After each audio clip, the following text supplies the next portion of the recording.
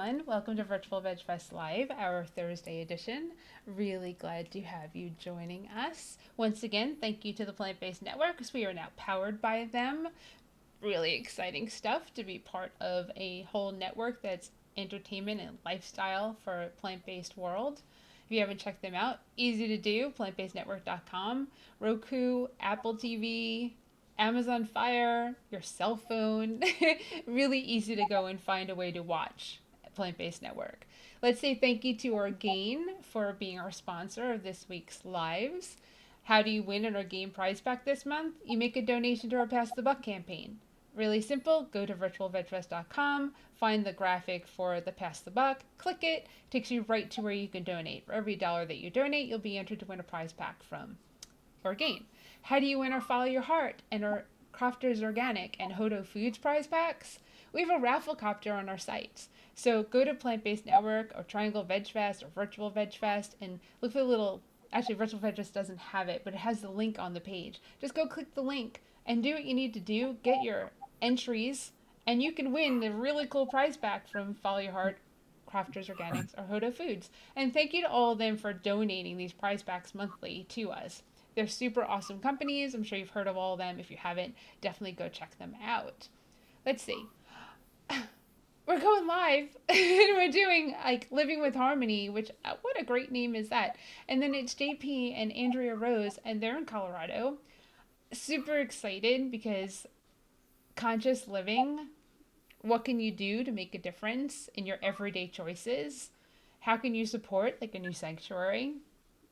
I mean, health, fitness, environment, conscientiousness, hydroponics. We're going to talk about so much stuff. We need to fit it in. So I'm going to bring them on so you can learn more about who they are. And if you have any questions or comments, remember you can put them in the comment box and we'll definitely get to them as we go through. So here we go. Hey, Hi. Hi, how are Helene. you? Good. Good. Happy to be here. Thank you for Oh, having oh, us. you're welcome. So I would love for each of you to share who you are with everyone that's watching and like whatever you want to share, like your background, who you are, what you do. And have you decided who's going first? I, You go first. Good. I'll go first. I'm ready. Okay. So, my name is Andrea Rose, and I started my journey probably in the mid 80s when I had read some literature about a down cow, and it really impacted me. So, I started became a vegetarian over a few months process and kind of flirted around with veganism, but never could really stick. It was a lot different time in the mid 80s, and it was a lot harder to find food. And being that age, it was just hard to um, become vegan yet, but it was in my mind as a kind of a goal. And then when right after I turned 18, I took the plunge and I became vegan. I had a conversation with a farmer who confirmed what I chose to not address about veal calves. And so he said, "Oh yeah, that's what happens to veal calves." So right then I said, "I'm never eating dairy." Again, I made right there. It was so clear to me what I had to do. So then I became interested in animal rights naturally. I was around PETA, they were in my hometown. So I got involved with protests and demos and whatever. I took all the information in. I couldn't read enough. I couldn't hear enough, information. John Robbins was big back then. So I just was this just open palette, just ready to learn everything. Along my journey, I started, of course, going to conferences and hearing speakers. And the environmental side of this started to hit me because I would go to conferences and I would see overflowing trash cans with styrofoam and plastic and just everything imaginable, straws. It was just so wasteful. You go to these events and you're like, gosh, it just seems so disrespectful to me, and it just really upset me. So I started going to Vegetarian Summerfest about early 90s. And I was noticing that people were not recycling like the soy milk containers, anything like that. So I was actually collecting them and trying to find ways of people that live locally that could take it home with them and say, please recycle these. And so I kind of took it upon myself. And similar conferences, I would contact the organizers and say, do you have to give the speakers their own water bottles? Can't you just have a 5-gallon jug and give them a glass? Or put in the program, please bring a glass with you and use the same glass the whole conference. It's like, what is wrong with reusing something? Why do we always have to provide something and make it easy for them? So I kind of started on my journey with that. Probably shortly after that, when I started getting more involved with the environment, we have a local wonderful group called EcoCycle here in Boulder, which is all about recycling and teaching about compost. And it's a nonprofit. And so they had classes on composting. And I got really excited to learn about composting and like how we were contributing to methane gas. And I'm like, gosh, that's one of the arguments for vegetarianism or veganism is not to produce methane gas that cows produce. So why are we producing it by throwing away food in the landfill when it should be salvaged and kept out of the landfill and turned into a healthy product that we can return back to the earth? So I became a master composter and I started teaching people about composting. And then shortly after that, I was a block leader for this organization. So I'd go to people's doors and before the internet, and I'd say, hey, do you know about recycling? And we had a newsletter and I'd talk to them if they had any questions, make sure that the recycling didn't get contaminated, because that was one of the things that would throw recycling out is people threw the wrong items in recycling. If it gets to be too contaminated, they just would throw the whole thing out. It's just too much work to go through it all. So I was trying to keep things clean, pure and clean. And along my journey, we started, I was always seeing John Pierre at the conferences. I mean, over the years, since, the mid 90s. And we would always talk about what can we be doing? What can we be doing? So we started kind of our first group called Practice Compassion. And it was like a website. And we had water filters and cotton bags and reusable produce bags and just basic stuff just to kind of get people started on the journey. So that was kind of a for-profit little business on the side. It wasn't really a nonprofit. So the educational aspect wasn't what I wanted. So come around to 2013, we are still in conversations. They said, let's just do it. Let's just make this happen. There's no time like the present. The earth needs us now. So we decided to start Living with Harmony. And that is our nonprofit. And we are an umbrella to a lot of different programs. That is what we do now. We're focused more on education and outreach and trying to get online right now during COVID, but hopefully at some point we can have a place where people can come to see kind of a representation of what we're trying to promote, like be immersed in everything and kind of be moved and inspired to want to take that home and do that in their own lives. So that is me. I'm on the side.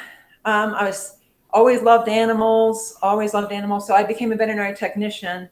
Around the same time, I was always working in veterinary hospitals, but I wanted to be able to have my animal sanctuary and able to take care of the animals to the best of the ability, give them a second chance in the best life. So I decided to get trained as a veterinary technician to make that happen. So that kind of happened simultaneously around this happening, kind of in the cards. So I am a veterinary technician on the side. That's awesome. Thank you. JP? So my name is John Pierre, and I've been teaching vegan nutrition for over 35 years. Been vegan for about 38. And in high school, the two oral reports I did in 1983 in senior year were women's rights and animal rights. And so whatever, 30-something years later, I'm still doing the same stuff. So that was my introduction into veganism then. And back then it was for ethical reasons. I didn't want to hurt anything. I didn't want to harm anything. I didn't want to be responsible for any of the death or destruction that went on with the planet or the animals. We didn't really know much about nutrition, so it wasn't as much of a nutritional thing. But as I learned more and more, and I realized how much better it was for you, that was a bonus too. But it wouldn't really have mattered because it was an ethical choice. So it was something that I wasn't going to ever be part of any destruction to animals or the planet if I could help it. So after that, my background's actually in geriatrics, enhancing cognitive functioning in seniors and fall prevention. And then, of course, I had that career, and I still do. But I was pretty known for that around the country because nobody was doing that back then.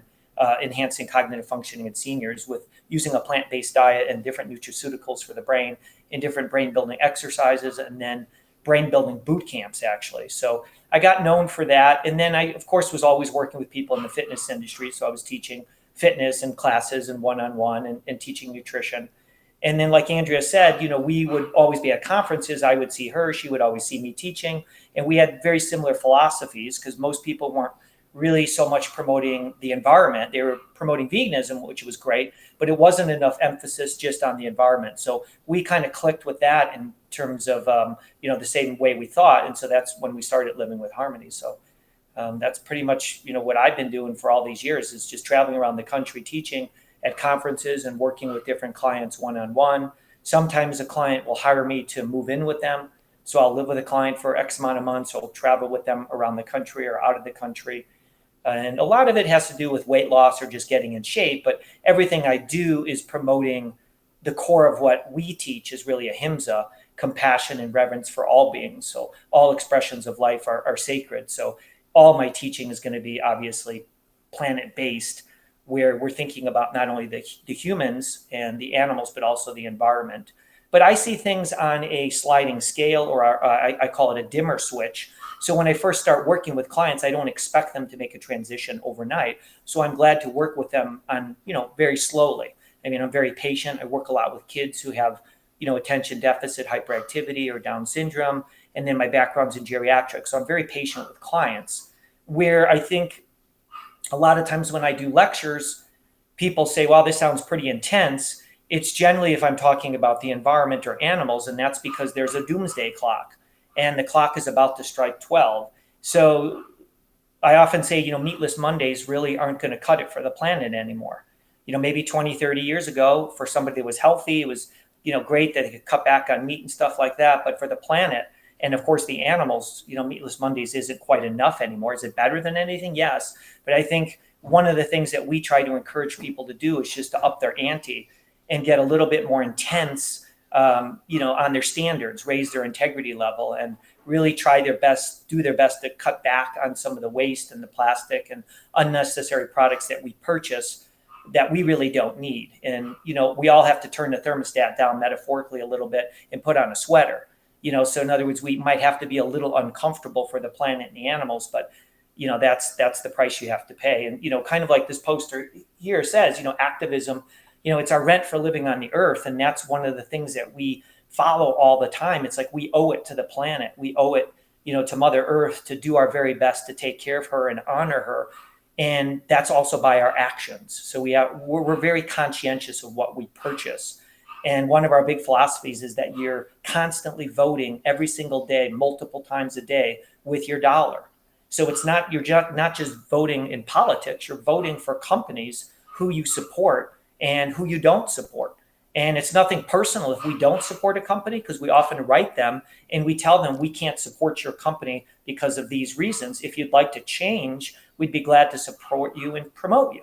And then if we see a company we like, we call them or write them and say, we love what you're doing and we want to continue to support you and promote what you're doing. That's awesome. Andrea has something to say. She's like ready to raise her hand.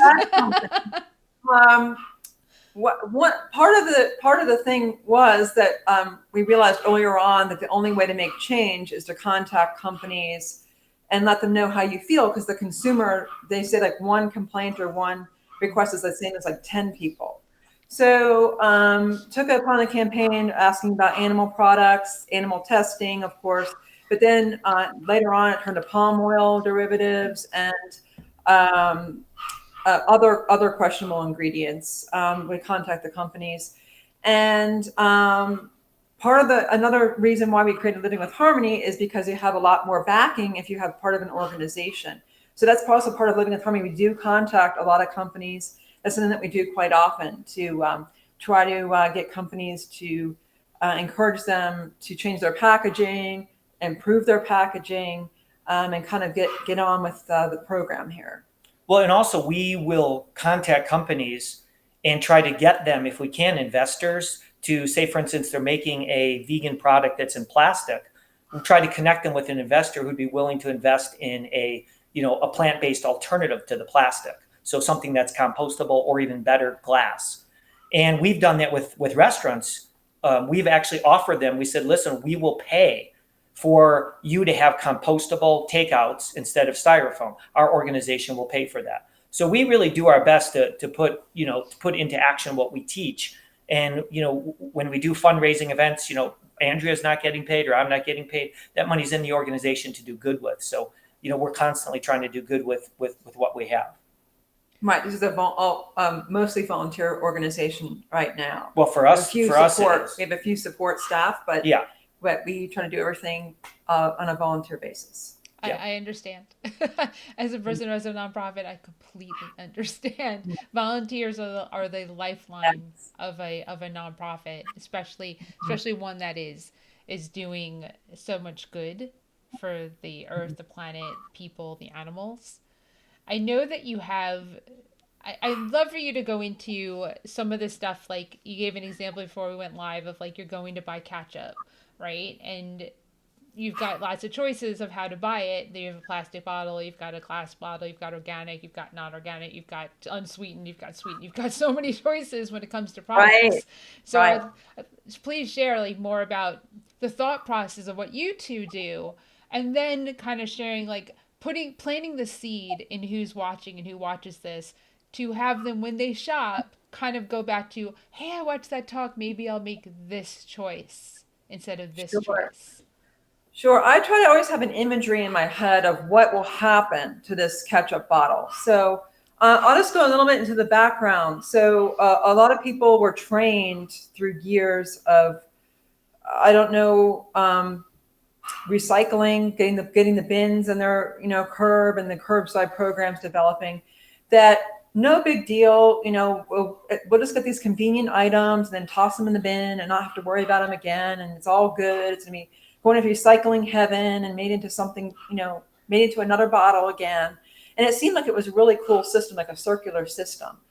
And then we find out that we were shipping a lot of the recyclables and our trash. It was all mixed together. We are shipping them to Asia, China, Malaysia, a few of these countries, before they stopped refusing them. I think it was called Iron Sword or something, where they said, we're putting this down. We're going to refuse to take these recyclables anymore. They were too contaminated. They had all the wrong items in them. Like in the beginning, when I said I was trying to keep things clean, people have to think about what they put in the bin. Don't just throw things in there and hope it's going to have something good's going to happen with it. It's an action and training yourself to do the right thing and say, okay, this is number 2 plastic, it goes in here. So, but through years of doing that, it just ended up being it was too much. It was overwhelming for these countries to take all these plastics. So they were getting burned, they were getting dumped in the ocean. So we saw this crisis come up, like all of a sudden, like the past few years. Then they started going to other countries. And now I believe there's a few countries they're trying to outsource to that don't have as strict environmental laws. In Africa, there's a few countries that they're just trying to send this stuff to. But all in all, only less than 10% of plastic gets recycled in this country. I think like 9% in Canada.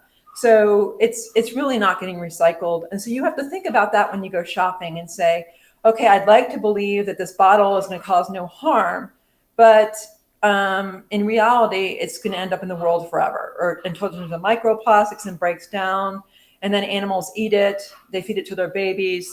It causes a foreign body obstruction, which is a very painful way to die. All these horrible things that can happen with the plastic. When they incinerate it, it puts up horrible gases into the planet. And so if I'm going shopping and say I wanted to get ketchup, which was your example, you might only have now 2 or 3 options available. Like some stores might not even have a glass option.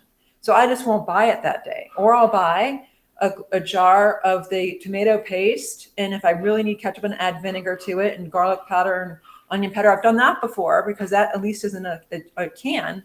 And I can at least recycle that, because there seems to be a little bit more of a market for aluminum and tin cans and that sort of thing, where they can make money from recycling it. So they're going to still do it rather than mining it fresh and then making the product.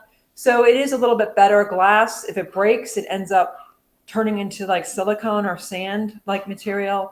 And so even if it doesn't get recycled, it ends up they consider it an inert material. So I'll always go for the glass. So if I find a glass ketchup and it's not organic, I can always get the organic tomato paste if I want, or I might get the ketchup. I think Westbury used to make an unsweetened organic in a glass bottle, but less and less stores are carrying it. So either you can special order it, maybe by the case from stores, maybe you can split it with friends. You can order it online from some of these online companies that might sell 2 or 3 bottles, but they do wrap it in packaging material to ship. So then it kind of defeats the purpose. But so I would say maybe that's not the best option, but it is, at least you can try to order it by the case in the store and split it with people. Or if you use a lot of ketchup, you're golden, But I would always, I would go for the glass at this point with what's available in the stores. I would not, very rarely buy what I call preventative plastic. And of course, I'm not talking about essential plastics, which might be medical waste and medical gear that they need and they don't have alternatives. But we certainly don't need to be buying plastic items, food items at the rate that we are. So I have a question for you in regards to that. What about people who are on tight budgets? Okay, I liked your alternative for the tomato paste and adding vinegar and spices to it and creating your own, because a can of tomato paste, even organic, is not expensive whatsoever. And people typically have all those other things in the house. But something like olive oil, whereas a glass jar can be way more expensive than a plastic one, right? Depending on, because there's a lot of people who have tight budgets, and you have to balance the environment with your pocketbook. Right. Well, I'll let John Pierre talk about that because he works a lot with whole foods, plant-based diets that use a lot of unprocessed foods. So I'll let him talk about that because processed foods are expensive and they're also wasteful. Yeah, and I think it's important to know that, we're not saying tell people what they have to do. We're just giving everybody information and they can decide what works good for their emotions and their spirit and, like you said, their budget. If somebody was, from a health standpoint, if somebody was using ketchup or tomato paste, which is one of the best sources of lycopene, which is a very important carotenoid. There's over 600 different carotenoids, but lycopene is one of the most important for the eyes, for the ocular system, and reproductive system. Tomato paste is fantastic. It's one of the highest sources. So making your own kind of ketchup or using that as a sauce works great, and you seasoning it. But if somebody said, look, I'm just going to buy ketchup in a plastic bottle because that's all I can afford, I can go to the dollar store and get it. Okay, well then where else can you cut back on? If that's something that you can't compromise on, that's fine. I mean, nobody's perfect. I always say to Andrea, joking, I've been vegan for 38 years. I've been longer than you. And she reminds me, you may have been longer, but I've done it right longer.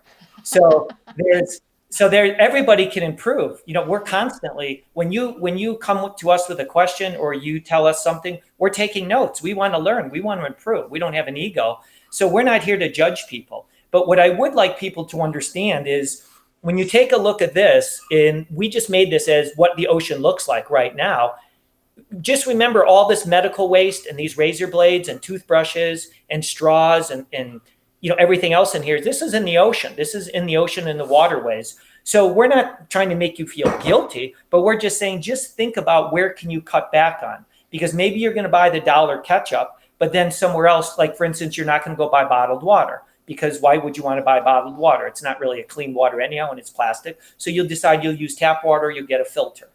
So you just kind of have to play this give and take game. And it's like when I work with clients, I say it's like a bank account. You can only take so much out of the bank until it's time to put back in.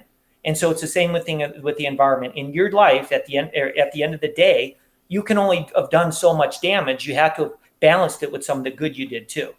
So we definitely don't judge people. We just give them suggestions. And Andrea's correcting me on things all the time. And I'm there to learn. And I do the best I can. I'm traveling most of the time. Before COVID, all the time, I'm constantly traveling to teach.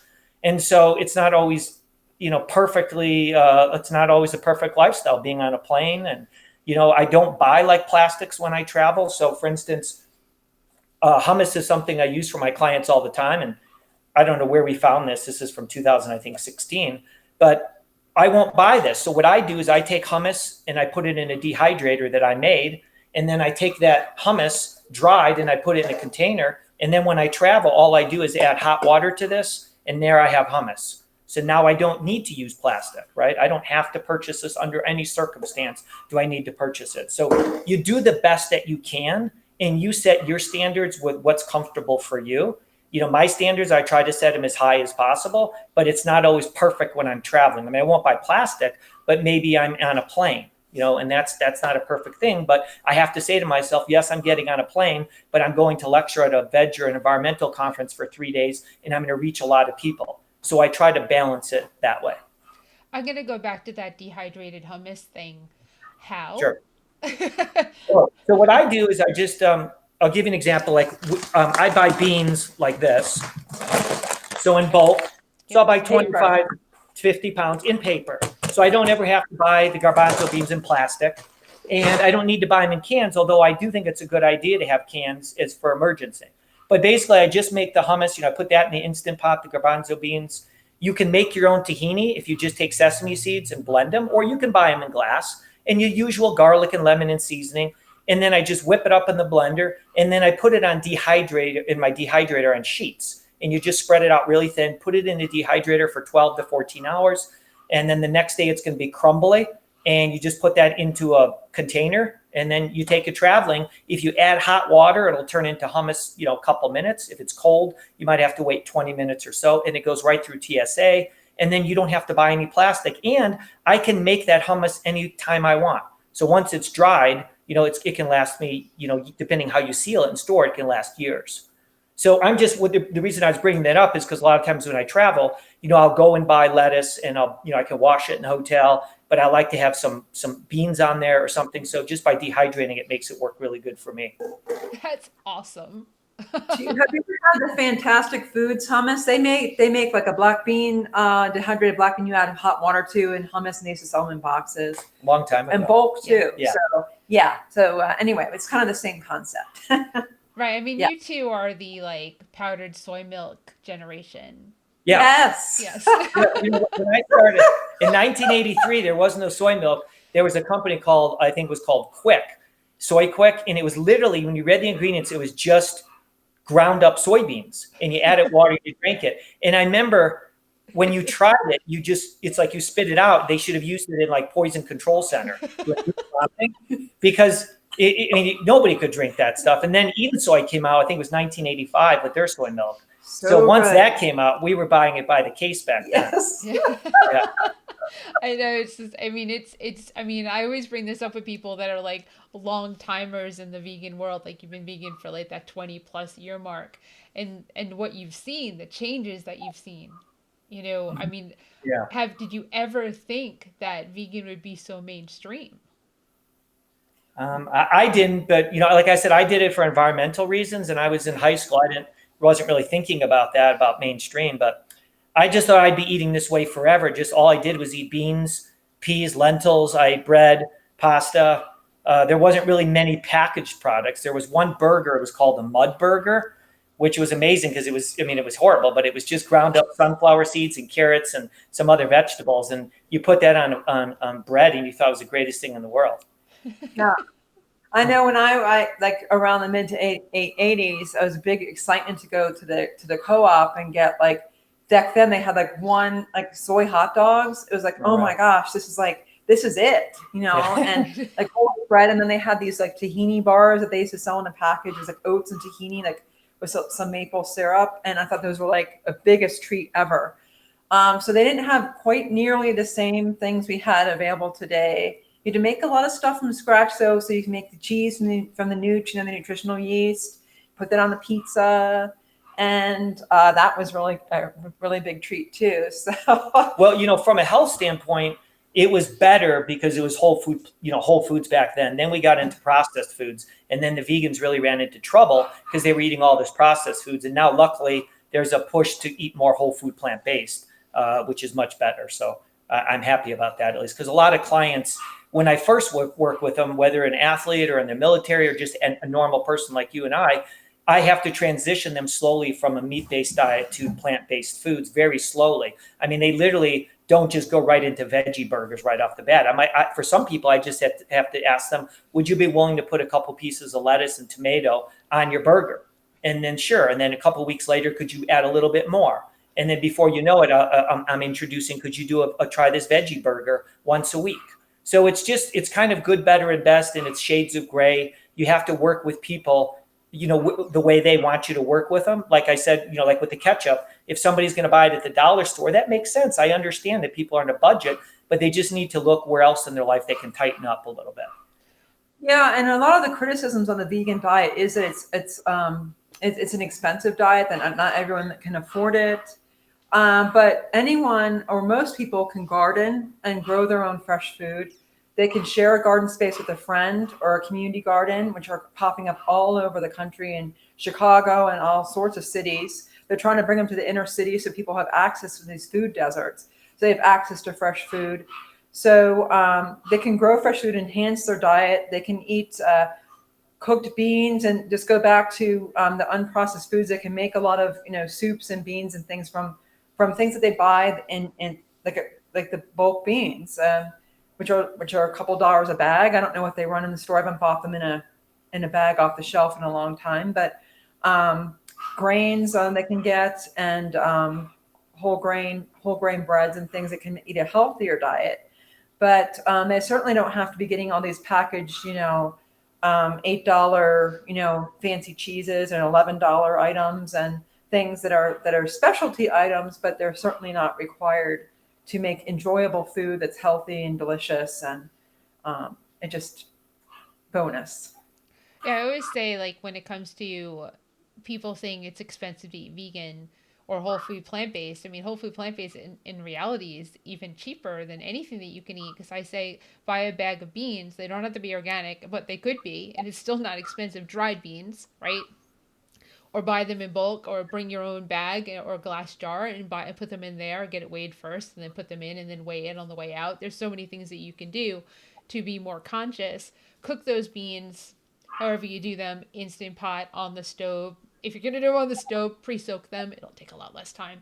Instant Yeah. pot, you can go either way, but and then get a jar of salsa or a can of salsa or fresh tomatoes with spices. Throw them into the beans. A Mm-hmm. bag of rice. That's it. You have a meal, 4 meals there, a healthy size meals, incredibly nutritious between the beans and the rice and the salsa or the tomatoes and the spices. It's Mm-hmm. flavorful and it's filling. Mm-hmm. And you're good. I mean, we're talking about 4 meals for probably under $4. And they can make fancier meals just with whole ingredients. I mean, the Yep. sky's the limit for what you can do. I mean, you can make cinnamon rolls or whatever you want if you have the raw ingredient. A bag of flour isn't that much money. So it's just, they don't just always have to think of it as beans and rice, this bland diet. That's all there is. It's just so much you can do off of having the core ingredients. It's just a matter of being exposed to it and having the creativity to want to, or the ambition to want to create healthy, yummy food. So What's really cool is the pasta I use. I'm gluten free as well. It's bio nature, and they changed to from plastic bags to boxes, and the yeah, little plastic window that's in there is actually compostable. can you Mm-hmm. grab that for me? Since you brought them up, this one is also gluten free. I was going to demonstrate them. There's a lot of, I would opt if I bought pasta bulk, but not in bulk, then I would go with a paper box versus a plastic bag. This is the same thing. This is compostable, and it Yep. says on here to put in your backyard compost or commercial compost. So how cool is that? I was like super excited because I buy in bulk and I opened it up expecting the bags and I was like, what's this? They're boxes. They also changed the formula of the pasta, which I was like, ah. But it's Uh, absolutely delicious. I can't tell whatsoever. And then it says on the box that the little plastic thing is compostable. So I rip it out and I like sometimes cut it and put it into my compost, which Cutting's Andrea better. knows is just throwing over into my backyard. And, raccoons are happy, picky but happy. But, and then the box goes into the recyclables. And Mm-hmm. pasta is a staple in this house. It's made at least once a week. At Mm-hmm. least it was last night. And I mean, I I was can like thrilled to feel. see that. Thrilled to Yeah, see it. I love popcorn too. So instead of buying chips, I love corn chips and potato chips. So I use the air fryer almost every day. I cut up potatoes and it can make roasted potatoes, and those are just as good as chips. I mean, especially if you cook them longer and get them crispy. So I'm able to avoid bags that way. Just a little bit of planning. It only takes like 20 minutes, rather than just grab and go.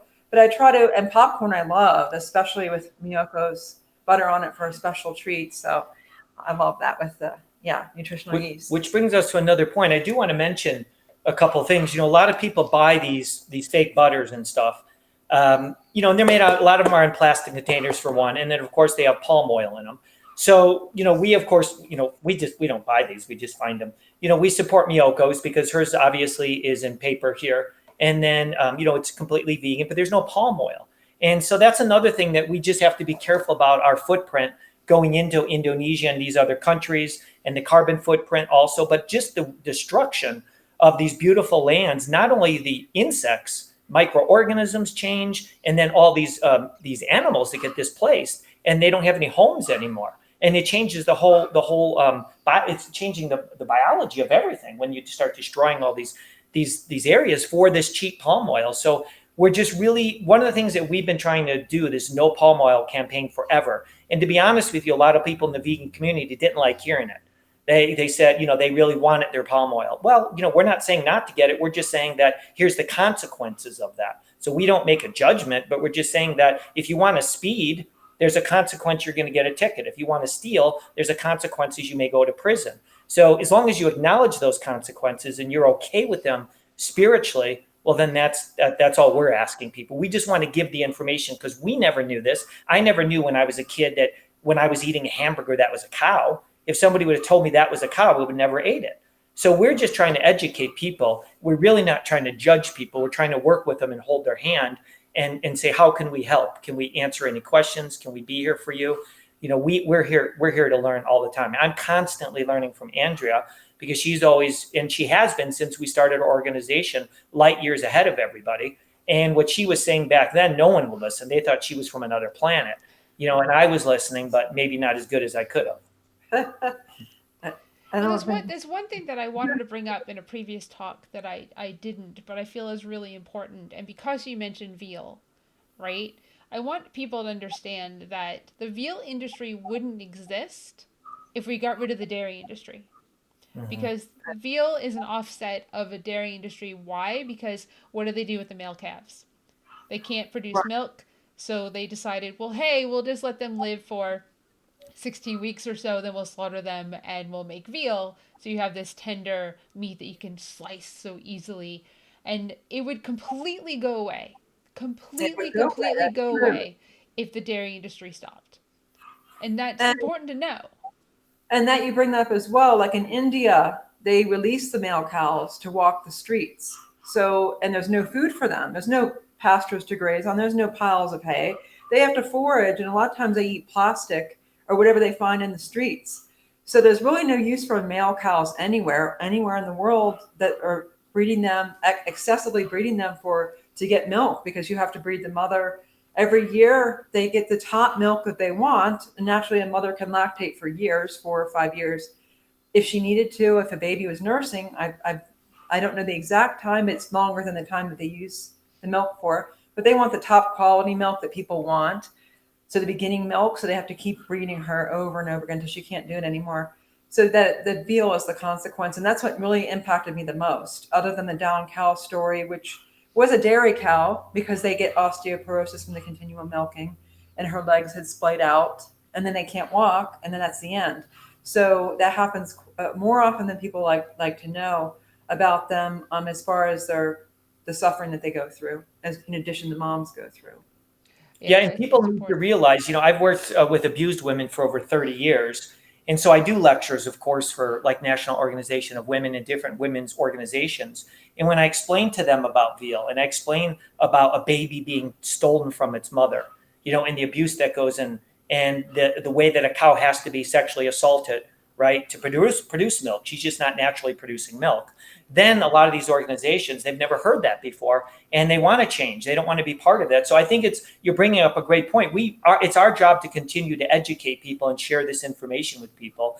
Because when I'm working with clients that are trying to be fit and healthy and they consume veal, I say, what color is that? And they say, it's white. I say, well, do you know what it is? It's anemic. And when you're anemic, are you healthy or are you unhealthy? And they're like, well, you're unhealthy. I said, so you're eating diseased meat. You're eating a meat that actually has a disease in it. And then there's also this whole karmic effect, whether, even if it's not the nutritional thing, just think about all the torture and suffering energetically that's in that animal, and then you cut into their flesh. Just think about energetically what you're consuming. I mean, imagine the type of anger and hormones that are inside that animal that get into the meat that you're eating. I mean, I feel so sad for people who consume that, because most of the time, most of those people don't even know they were contributing to it. And once they find out, a good majority of them say, I don't want to eat that anymore. Right, and it's important for people to understand, because some people don't, is that for the only way for a mammal to produce milk is to impregnate that mammal.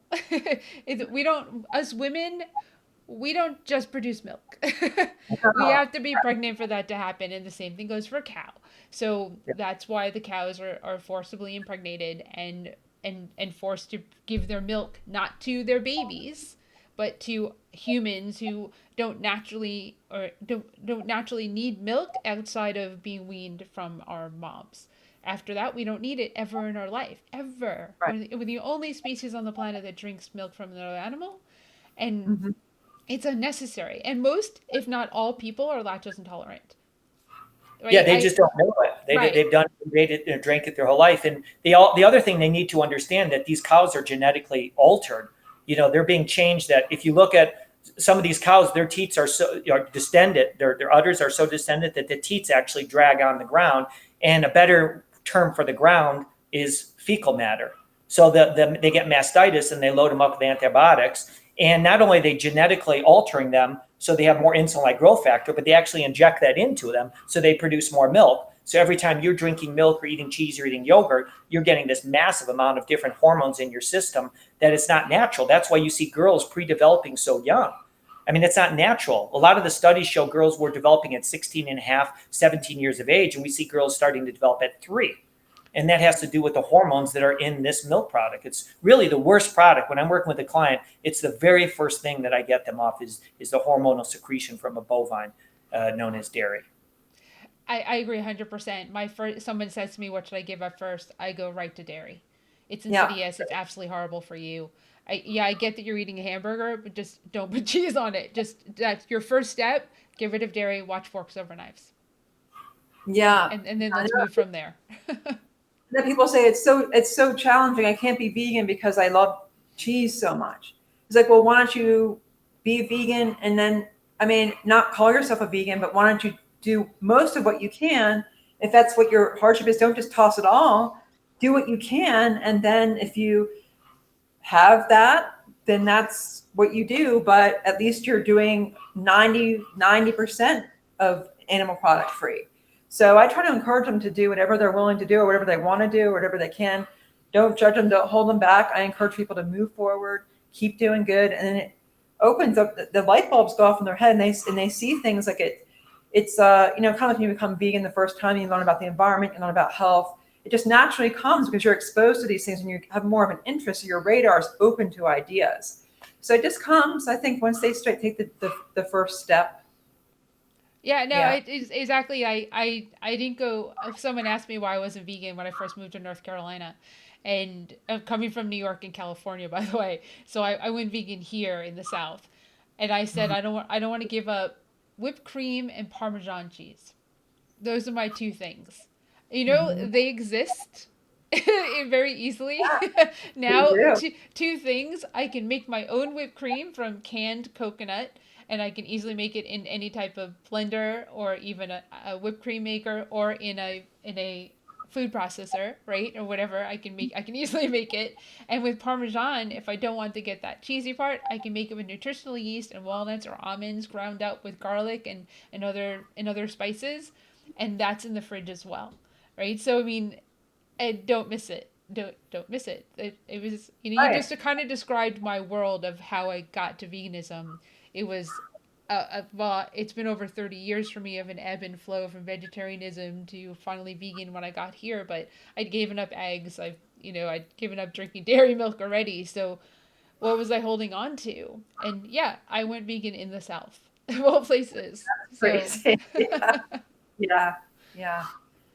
So, Yeah, so I don't think I've mentioned. I wanted to talk a little bit about plant-based living, which is kind of like a term that we coined, part of living with harmony, and so it's plant-based living, and that's about kind of the same thing about making conscientious choices for the good of animals, people, and the planet, and animals, of course. So it's a new way of looking at the world and a new way of actually it puts the planet first. So if you keep thinking that in your head, it kind of guides your decisions and your actions on what you buy, what you do, how you spend your free time, what you eat. So it kind of encompasses everything. Who you adopt. So you want to definitely give homes to those that are out there already. So it just kind of covers like all the actions of plant-based living and putting the planet first and the good of the planet, good of the future. So that's kind of like something that we started the term plant-based living. Well, Andrea coined the term. I had nothing to do with it, but yeah, I think that's how we see the world. We're always thinking in terms of the environment. You know, can we bike today? Can we walk today? We don't need to get in a car. Do we have to get on a plane? Do I need to buy this product? What's the karmic chain? What's the pollution chain, the carbon footprint of this product? And it's just basically trying to live simpler. You know, it's like if you can see these plants, these are hydroponics growing here that we have here. This is called Let Us Grow. And this is a hydroponic system. And this is reclaimed plastic that was from, I believe it was Haiti. And they were going to be milk jugs that would have been dumped in the water. So we're able to grow our own different, herbs and plants and lettuces and kale and things like that. So we have it right here. So there's no transportation for us to have to go shopping per se. And then we have friends who let us use their garden, 2 different gardens. So that's fun because we get to walk there or bike there. And that's a little bit more exercise and movement into your life. And then we're just taking a less toll on the planet, and there's just less driving around. Things like this water bottle. So in other words, since I'm traveling all the time, I wouldn't buy plastic, but why do people need to go and buy plastic water bottles when all you need is like, this is clearly filtered, and this takes out cryptosporidium, giardia, mercury, fluoride, chlorine, birth control, psychiatric meds. It takes out everything. It has a filter in it. You never have to have plastic again. And then the company makes a unit that goes under your sink. They have a pitcher. So it's like little things like that. That's just thinking in terms of planet-based. That's all. I mean, it's not like people don't have to make major changes. Just make a few changes here and there and just start thinking about where's your thumbprint, where's your fingerprint going on this product that you bought? Because let's be honest, the little toothbrush that all of us used when we were a kid, that's still out there. That's still out there. Plastic has last forever. So it may disintegrate eventually into microplastic and then fish eat it, or it gets into our systems. But these things are always out there. So if you don't want to have that, just start thinking about, hey, what if I buy a bamboo toothbrush versus this plastic one? It's 50 cents more, but now I don't have that, that negativity that's going to go with it and that damage to the planet. So that's all we're trying to do is we know that everyone's at their own level. And as you said, everyone has different finances, but we just ask people to try to keep raising your standards and, having as much integrity as you can for yourself, the animals, and the planet. Yeah, big fan of bamboo toothbrush. Yeah. There's so many options now. Yeah. And they're really not that expensive. And if you think about a toothbrush in regards to the fact that it's probably a 3 to 6 month commitment. So there's a question right now from Michelle that said electric toothbrush. Well, electric toothbrush obviously, unfortunately, is plastic, and then you throw the heads away. So I think more important you can talk to your dentist or periodontist, having a water pick, good flossing, rinsing after meals, those are important. But, bamboo toothbrushes work fantastic. You got to work it a little bit. And, part of what I teach with my clients is, hey, you don't play as many musical instruments as we once did. So we don't move our fingers as much. We don't knit, we don't crochet, we don't sew, we don't use beadwork. So little things like this, brushing your teeth, these are things that we take for granted. The more gadgets and gizmos we put in, we just put the electric toothbrush in our mouth and it does all the work. It's technology doing work, and it's stopping us from doing these little micro movements that add up. It's like the difference between a hand can opener and electric can opener. At the end of the year, you've missed out on a lot of different work for your small muscles in your hands than if you had electric. I'll just add a comment about electric toothbrushes. Some people need them for dental disease or certain conditions. But they do have, it's contacting the company and telling them, we have to hold the companies accountable. They make these things just throw away forever and it goes in the landfill forever. So I know that someone was doing a crowdfunding campaign at one point. They were doing like where you can recycle the head, or it was bamboo head, or even a whole bamboo unit. So at least when it gets thrown away, it's going to break down into something other than microplastics. I don't know whatever became of that. I was excited about it. They were trying to raise enough money to get this off the ground. But, TerraCycle, they recycle a lot of things. So people send them back. So you pay to send them back. A lot of times people don't, a lot of companies don't recycle because there's no market. So they're not going to buy a recycled plastic item because there's no market for that. So when you create markets like this plastic from Haiti for these units, say, or sending back the toothbrush heads on your electric toothbrush, they do. I do know, like Bosch and Loam had send back contact lenses, or the plastic from contact lenses. So, but you have to pay to send it back, but then you're doing your part. Like you use the item, like I have to go pay if I want to recycle. I buy used electronics if I want to use something electronic. They're all over Nextdoor and Craigslist and Facebook Marketplace, sometimes brand new. So sometimes you can get used toothbrushes, electric toothbrushes, buy it used, but you can also, I have to pay to dispose of it. So I pay about £1, but then I know that it's being taken apart and they're salvaging whenever they can to use it into something else. The same thing with TerraCycle. I believe they have a toothbrush recycling program where whatever companies support it, it has to be that some of the main companies that make the electric toothbrush. Look them up and see if they have it. They even take personal protection equipment like gloves and masks. So that's good to know, because if you don't mind putting it in a box and sending it back to them, then hopefully they're doing something good with it. The alternative is it just goes in the landfill. So I at least like to hope that that's an option. Well, better than nothing. And we do that. The other day, Andrea got in really late from work, working at the vet clinic, and she got a call that there's cats that needed to get trapped and rescued. So I went and I took a cat trap and went out to her truck, and the whole entire truck was filled with styrofoam. And I said, "What's all this?" And she, gets it from all these different places, collects it, and then she has to go to the hard to recycle place and then pay for it. So, that's the environmental and that's the ethical thing to do instead of seeing it. I know a lot of times when she's out walking, she sees styrofoam, she picks it up. And then people's trash cans. Yeah, out of people's trash cans when they have them on the curb. But you do have to pay sometimes, I mean, it's unfortunate, but it's the ethical thing to do if you can afford it. And like you said, there are some people that they can't afford that, but maybe they can focus on some other area. Or having someone like Andrea in their lives. Yeah. Who will do the work. Just contact us. We're happy to do what we can. Yeah, we're always looking for volunteers for sure, because we always need volunteers. And since I'm especially, I'm terrible with computers and technology, so I don't have a clue about that stuff. But luckily we have some wonderful volunteers. Teresa, who's one of our top volunteers, she helps us with all the computer stuff and wouldn't be able to function without that. But we're always looking for volunteers or interns.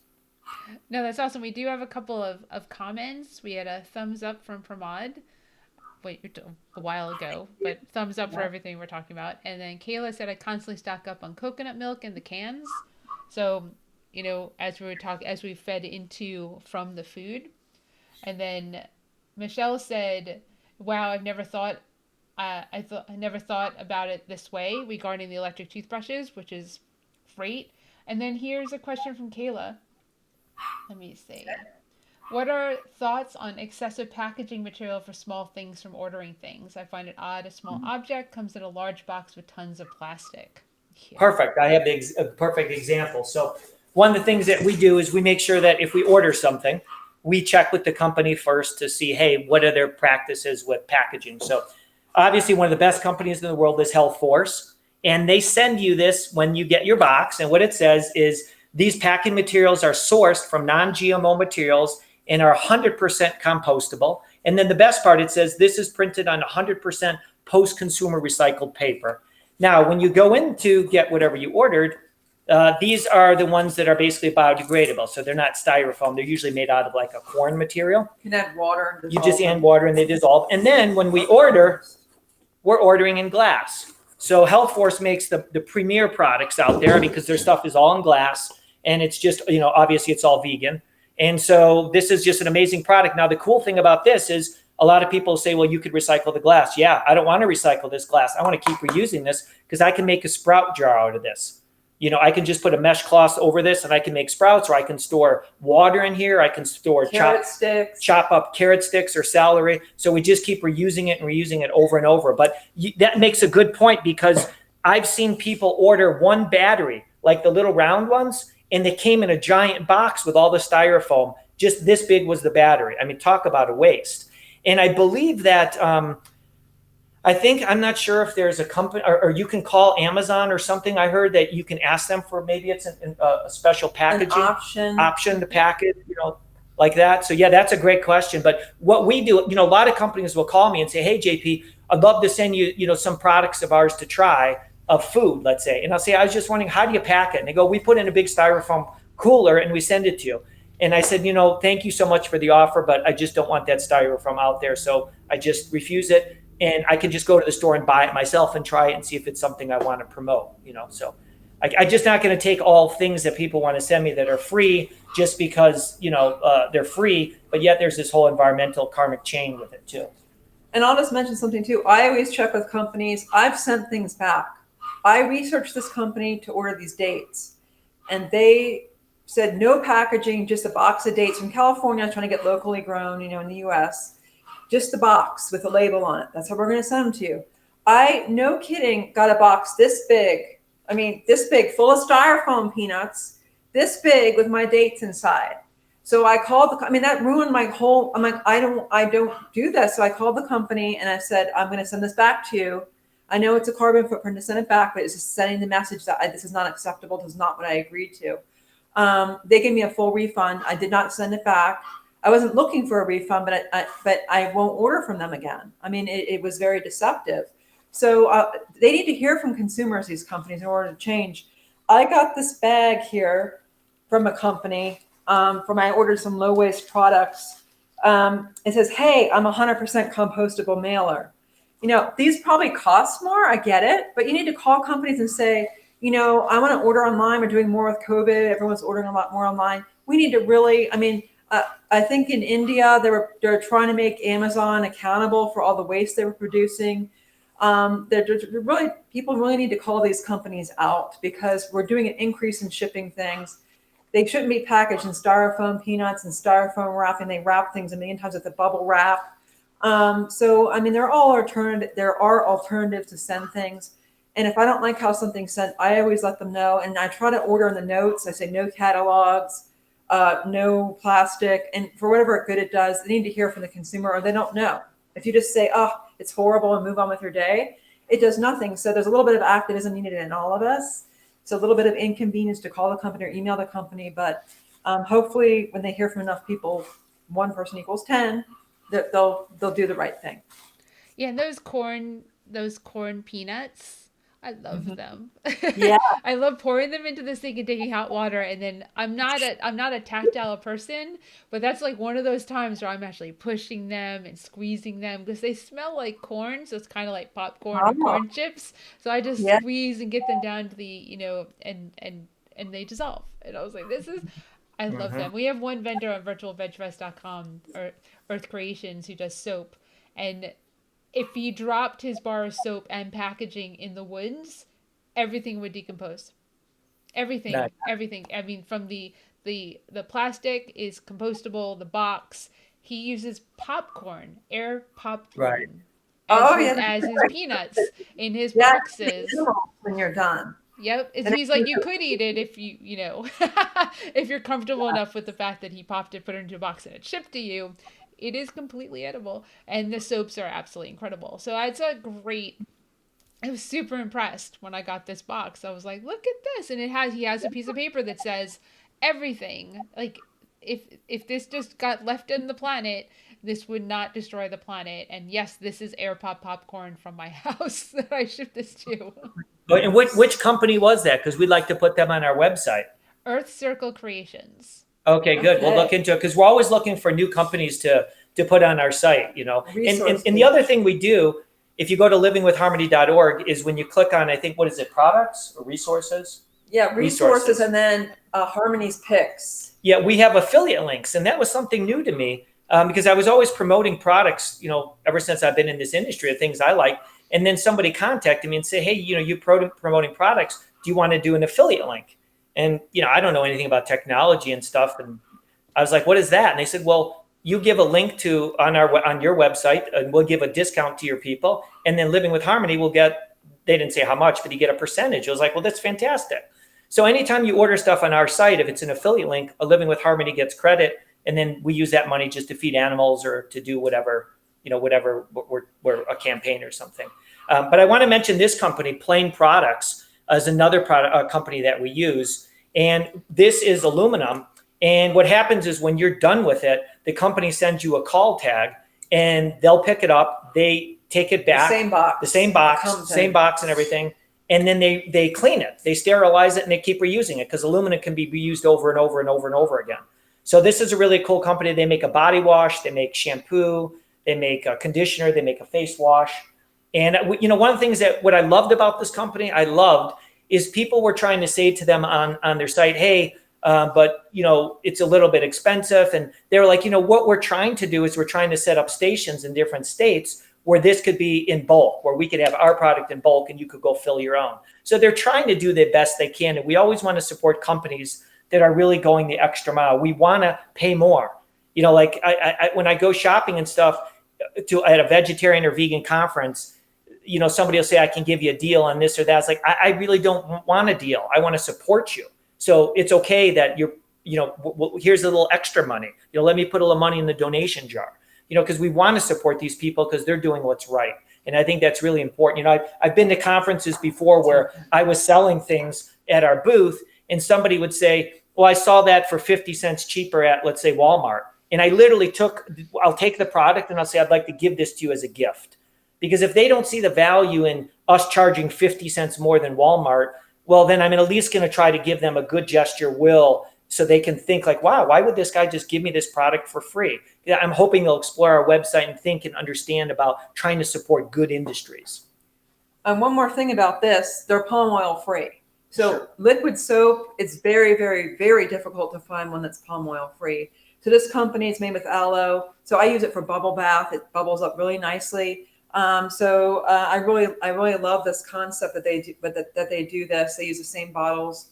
And I just wanted to bring that up. On our resources page, we're trying to feature companies that are cruelty-free, palm oil-free. The packaging is acceptable. So we're building our resources page right now. So that's kind of something that we're researching right now. They're trying to find companies to add to that to make it easy for people so they can just go to one-stop place and at least get an idea of where to start when they're starting on this.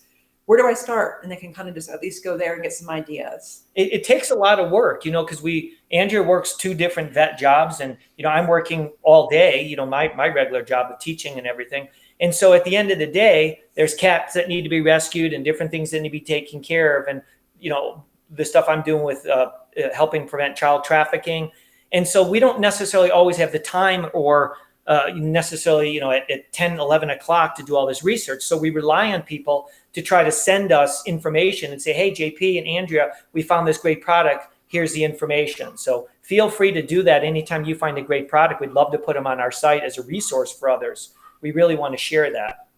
Yeah, it's amazing. We have a local company called Fillery in Durham that does exactly that. And they make their own soaps, and they just came out with a body cream that has and you can refill, and they have refill stations in different places in the triangle that you can go get the soap refilled, and then the body cream will be refilled. It's a brand new product. They did a condensed soap that they did a Kickstarter for, which we supported, and I got 4 of those aluminum thingies with different flavors, flavor scents, and it's because it's condensed, it goes much further because a little bit goes a long way. And we're very fortunate that they started that here in our community. Yeah, those are great stores. They're popping up all over. And when people say, oh, the gas, because at first it was 45 minutes away, so I'd only go, containers in my car or wherever. If I was that part of town, then I would do it. But now more and more are popping up and more options are popping up. So that makes it all the better that you don't have to do that. And it's like spending some resources to save on others, so it can be all encompassing. Yeah. So it's really great.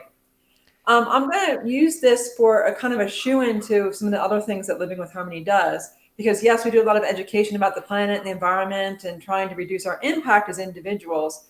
But we also have a small animal sanctuary, or I call it a micro animal sanctuary, for some of the special needs animals and animals that I've come across through my veterinary hospitals and through people or whoever I've come across in my life. So we do have, we currently have 20 animals right now that we're caring for, of all different birds, reptiles, rabbits, guinea pigs. We're trying to educate on classroom pets. And so some of them were classroom pets that were rescued from a classroom setting. So that's one of our projects, is we're working on classroom pets, trying to educate people about them. Teachers. So the ones that get better care that are in classrooms. Now during COVID, we're trying to address ones that were maybe left in classrooms and have nowhere to go. So that is going to be a problem. And also with summer vacations, they have nowhere to go. So we're trying to discourage them from replacing their pets, from getting new pets, and trying to find alternatives to educating children about compassion and taking care of someone and that sort of thing. So that's one of our campaigns. JP briefly mentioned the work, what we do to support. We work with an organization that works with trafficked children. And that's something that is one of JP's passion that he brought to Living with Harmony.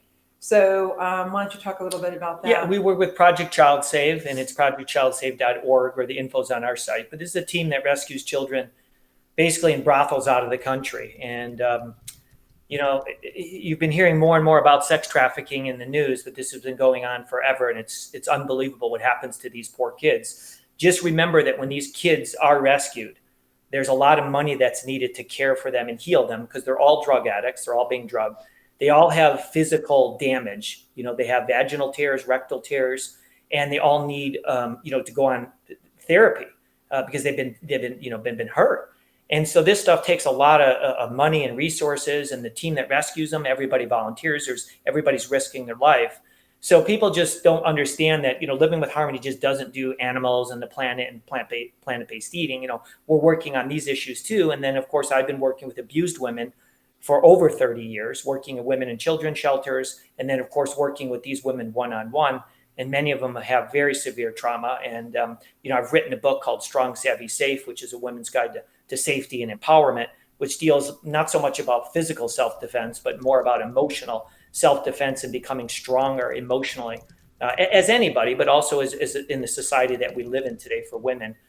So we do all these different things. And it's interesting because when people ask us, I know you guys want to get a sanctuary and get this property and this and that, but you talk about all these things you want to do. No one can do all that. And with all the love in the world, I say, well, I'm already doing it. And Andrea's already doing it. So we're already doing it. We just don't have a 10-acre property to do it on. We have to travel around doing these things and do the work here and there. We don't have a property yet. But people need to, a lot of people say, well, how do you get all this stuff done? Well, we have volunteers and we do this. This is our commitment. This is what we've committed to. We're not always, people, I'm not saying there's anything wrong with people going out and socializing, but, or going to the movies. I think that's all healthy. But when you realize this doomsday clock is ticking and it's almost at midnight, it starts getting you a little bit. It's hard to sleep sometimes to realize all the damage that's being taking place. And the philosophy that I've always followed, that the only thing worse than evil is watching evil take place and doing nothing about it. And I think that's, the whole idea is Living with Harmony is we just want to take action on things and encourage people to take action on at least what you can do. We're not asking you to do what we do, but do what you can do. And then ask yourself, could I do a little bit more? We maybe don't have all the resources financially to help all the time people, but we use our time to do it, or we do it in other ways by hooking up other organizations that have more resources. But maybe if you have a lot of finances, then you won't do the physical labor. You can donate money. But as long as you just do something every day to make the world a better place, that's what's important. Yes. So I don't know if we mentioned we're trying to put money aside or trying to invest in a property for wildlife, because at least here in Colorado, they're projected that the population is going to double by 2050, the Front Range here where Denver and all the major cities are. So seeing, since I've been here for 20 over 20 years, I've watched all the open spaces I've seen. I used to see coyotes running freely and animals being replaced by shopping plazas, storage units, um, uh, more shopping plazas, more housing developments. So I'm just really passionate about putting a place aside for the wildlife, because a lot of people come into conflict with wildlife because they come in their yards because they have no place to go. They're displaced. The coyotes hurt their dogs or cats, but they have no place to go. And so it's really my life dream to try to help wildlife.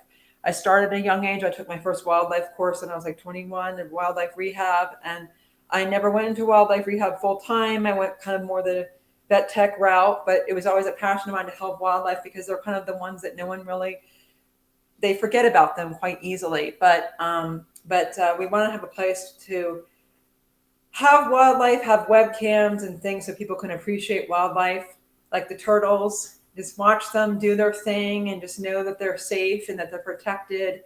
And so that is something we want to do: have gardens and show people about sustainable living, growing your own food, exercising, and living an active life. So that's kind of what we're working towards. We're happy to do things online now, take a break from that, but we're still have that on our radar. We're still trying to find protected land that can't be developed. So we're trying to find land here that, or anywhere, if someone knows of land, we're just putting out the feelers. If anyone knows of a property which would serve wildlife and be a great place for that, we're all ears and putting that out there. That's what we're trying to do. Well, that's amazing. We are way over an hour, which Oh, I'm sorry. I Going. felt the talk was important enough that I Okay. wasn't going to stop it. Okay. So I covered all the aspects of the living with harmony. I'm so sorry you went you over. don't have to apologize at all. But Okay. if somebody wanted to, I've posted about the website, and Teresa posted about how you can find the products on your website, livingwithharmony.org. So that's been out there. But if someone wanted to get in touch with either of you, or hire you, send you information about businesses that are earth friendly, and so they can Sure. put on your website affiliate links, whatever it Sure. is. Hello at livingwithharmony.org. Well, they can email us, and that email will come to me. I'll be most likely the one answering them. We do have a page, John Pierre, under the plant-based living, under the first section on our website. I think it's JP's Corner. And then they can get in touch with JP. It talks a little about what he does with his one-on-one training and that sort of thing. So they can reach JP through that. So his contact information will be there. Um, if they, for some reason they can't find it, they can always contact hello at livingwithharmony.org. Same thing with any product recommendations, anything that maybe we have on there that they have comments on, like, gosh, they sent it to me in a styrofoam box. I want to know about it. So I can only do with whatever I have personal experience with, but I'd love to hear everything, good and bad. So that's how to reach us. And we hope that people will follow us on social media, Instagram and Facebook. We have a lot of information. Instagram. Yes. I think we post quite frequently on Instagram. So you'll see all the little different campaigns that we do on Instagram. It's an easy way to follow what's going on. Sign up for our newsletter, and when you do that, you get a free plant-based living guide. So that's on the website as well. I mean, thank you so much for sharing like pieces of you with everyone who will watch this, because it Yes. incredibly important information, and clearly you did plant some seeds. Some people watched, had some light bulbs go off for me too. I mean, there's always things that we can do differently and changes that we can make, that you, once again, you have to balance in your everyday lives. But you know writing to these companies and saying do better is not a is a great idea. It's an absolutely Yeah. great idea, because we will create better, and that's important. So We vote with kudos to the our two dollars. of you. Yeah, I mean, I mean, oh, there we got a thank you. There we go. Thank you so much to all of you from Michelle Para. Well, thank you, Michelle, for watching. Thank you, And Michelle. yeah, it's absolutely amazing. So I look forward to Andrea seeing you eventually. Typically, it's at the AR conference every year. Yeah.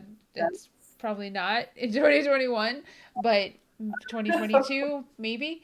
And then Yeah. JP, I would love to meet you and also love to have you on as just you so you can talk more in depth about what you do because without having to share the spotlight with Andrea. That'd be She's the brains of the organization, that's for sure. I just get the credit, unfortunately, when I'm out speaking, but she's the one who comes up with all these ideas. well, I'll tell you, if you toot her horn incredibly well, so and that's what makes the team work. So really, thank you to you both, and have a Oh, great rest of your day. Your time is behind us, and I'll get this uploaded to YouTube, and so anyone can thank watch you it. so much again. Oh, you're This was welcome. Thank you. No, thank you. And you did great, just so you know. Did That's great. great. It got better throughout after the first few minutes. So Yes, thank you. fantastic. Just like being at an event and talking to someone across the table. It's all it Yeah, is. it was. It was. Yes, All awesome. right. Take care. Bye. Bye, Bye, everyone. guys. Thank you. Well, everyone, thank you so much for watching that. I hope you learned as many tips as I did as to what you can do to make this planet healthier and last longer, because that's incredibly important. And one of the things that we need to do right now, every single one of us, is to wear a mask, right? Over your nose, under your chin, don't go out without one. And don't wear it like this because it doesn't do anything if you wear it like this, especially like this. And when you wear it and you drop it down to your neck, just know that nasty little COVID virus thing could be actually on your neck as you walk through somebody coughing. And then you decide to drop this down and put it here. And then what do? You lift it back up and put it over. And maybe that virus is on your mask. And you contaminate yourself by doing that. So the best thing to do is what I do is I hang it over my ear and I let it drop when I'm out as opposed to letting it drop here. So just little tips that you can think of that, help you avoid getting a virus that could kill you and also spreading it to other people that may not be as healthy or have issues. So mask, social distancing, stay home as much as possible. It's really bad out there, like really bad. So and be kind, and we'll be back on Saturday with a cooking demo with Stephanie Mosley cooking something good. So that'll be at 4 p.m. Eastern Standard Time, and then next week we'll have a Thursday and a Saturday, and then the following week I think we have a Wednesday because it'll be Christmas week.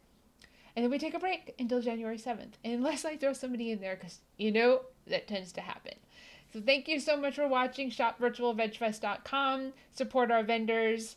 Go like Plant Based Network. Do our raffle copter. Get entered to win cool prizes. And we'll see you on Saturday, hopefully. Thanks so much. Bye.